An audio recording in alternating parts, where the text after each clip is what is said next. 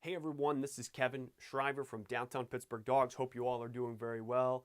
Thanks as always for tuning in. I wanted to put together a quick video for all of you because when the snow comes and the salt gets put on the road, everybody always has all kinds of questions about their dog and what's going on with their dog in the snow and why are they walking the way they are, and my dog doesn't like to walk in the snow. How do I avoid it? Do I use different tools and wax and shoes and all kinds of crazy stuff? I want to answer some of those questions here in this video for you guys. As you know, if you live in downtown Pittsburgh or the surrounding neighborhoods, they go nuts with the salt. 2 inches, or not 2 inches, 2 snowflakes are coming down on the ground, and guess what? The dump trucks go crazy and dump 15 tons of salt on every single corner of the road. So you really can't avoid the salt and the snow. But what I want to talk about is what is happening to your dog when the dog doesn't like the salt or gets irritated by the salt, and what is actually happening. So here's the deal. First, I'm going to explain what is going on. Most of the time, what is happening when your dog either lifts up their paw and is reacting to the salt, and you'll know this because you see them walking through the salt, and I'm going to tell you how to prevent it in a second, but you'll see them and they stop walking, they pick up their foot. What is happening most of the time, there's two things that are happening. Most of the time, it's a little piece of salt gets in between their pads, and what happens is that salt actually begins to melt, and it's like putting salt on a sensitive part of skin. You put salt water in your mouth, and it's sensitive, right? The salt melts. You then feel it, feels a little irritated. Depending on the pain tolerance of your dog, that'll determine if they lift their foot up quickly or if they don't lift it up. Dog has a high pain tolerance. They really don't care. They're just plowing through. They're having a great time. Often, another time this happens, not as often, but a lot of the salt, if you see it, is very big chunks. Sometimes puppies with sensitive feet that don't have their pads very strong, it's like they're stepping on little tiny pebbles, and those, if you could microscope and go real deep, very deep into what the salt looks like, we've got these sharp edges. They're squared edges on the salt, so it's actually could be a little bit sharp, so it could be painful. So that's what's happening. The salt's getting in between the dog's toes, causing them to be sensitive, and they react to it. If you put salt on again, part of your body, you would feel that. So here is how I want to write out for you what actually happens, or at least here are the reasons why your dog gets how and when the salt affects your dog. It happens when you transition from salt to snow, or going from snow to salt. Obviously, I could draw an arrow facing back and forth, but it happens during this transition. When you go from salt, you're walking on the pavement that's covered in salt, walking on the pavement covered in salt. That usually doesn't affect the dogs, but then you transition into snow right away. You go off the pavement and you go into the mulch bed or the grass that doesn't have salt, and there's salt there. Boom, that is now affecting it, is now causing it to have a reaction.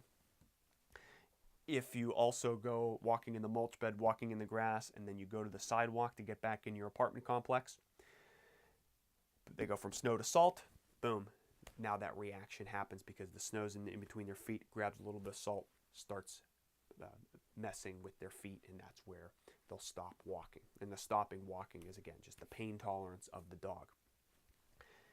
If you did an experiment, and this is from my experience, and I challenge you to try, you don't have to try this, but you can if you want.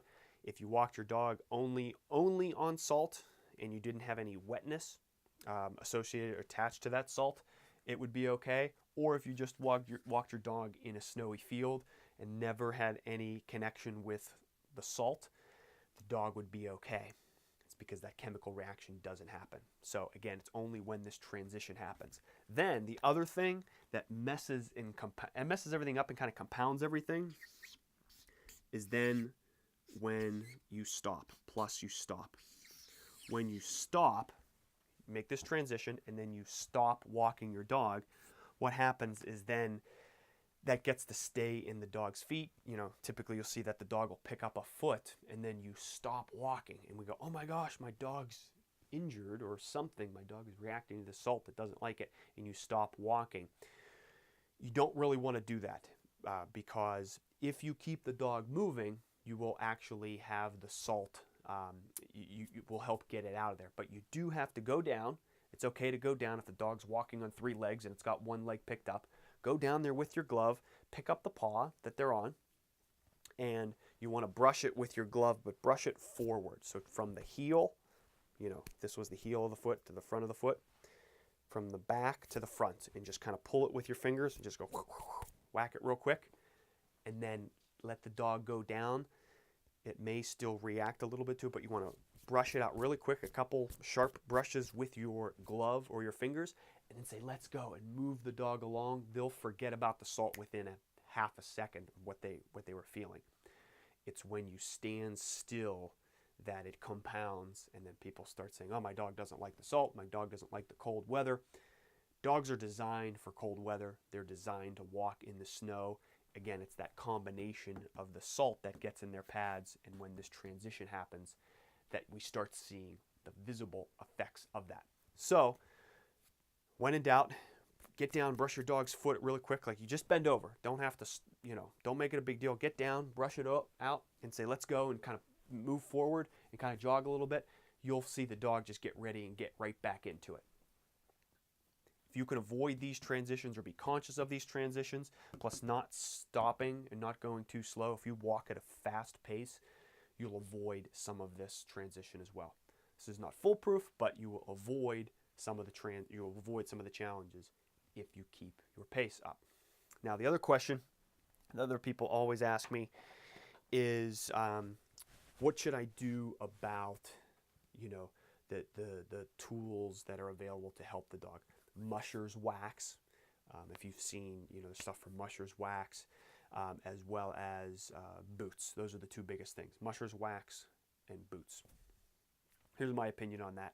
Musher's wax is designed to, at least in my experience, what I've seen is to help moisturize the bottom of the foot if the dog is staying in snow only. It actually doesn't protect at all with the salt. If you look at what it was designed for, it's to help moisturize the foot and protect the foot for snow only. I've seen people put it on dogs, and they put too much on there, and it actually grabs more salt, and it compounds the problem. We don't want, you know, the stuff to stick in there.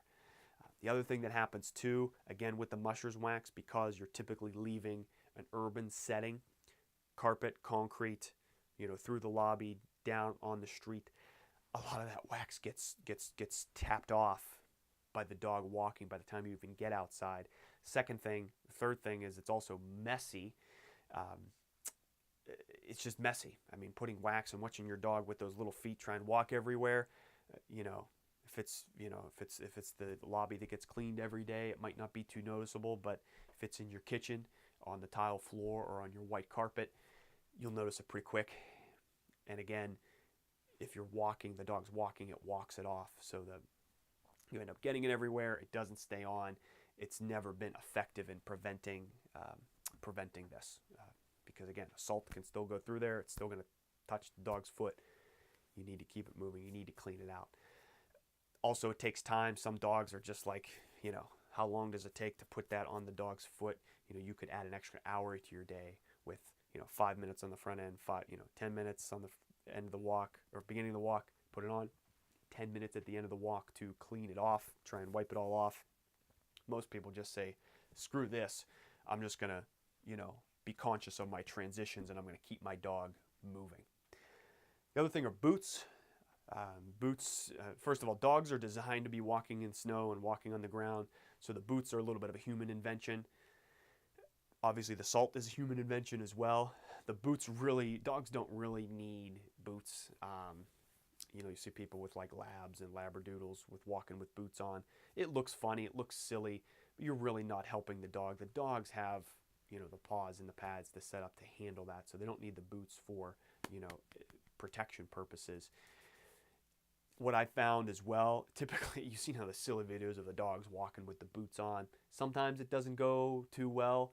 The dogs walk silly, or they don't walk. They flop them off halfway through the walk or 10 feet when they get outside, and it's really not efficient. Also, trying to put those on is also pretty silly.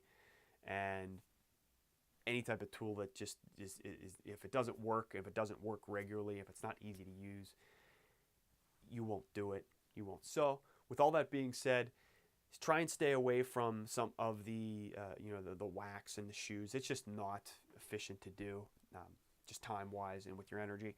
So stay with being conscious of this transition, knowing when your dog is going from the sidewalk into the mulch bed or into a grassy patch that has grass, and then just watch them a little bit and keep the dog moving. Don't let the dog stop. Obviously, if they stop and they smell and something happens and they start walking and they pick up a foot, just get down there, brush it out, and then get moving with them. They'll be okay, and you'll be fine. So just keep the dog moving and watch your transitions. If you guys have any questions, comments, experiences, other than what I presented here in the video, please leave a message below. I'd be happy to answer those or have a discussion about any of that. Thanks as always for watching. This is Kevin Shriver from Downtown Pittsburgh Dogs. Have a great rest of the day and enjoy the Pittsburgh winter and the Pittsburgh roads. Thanks for watching. Talk to you soon.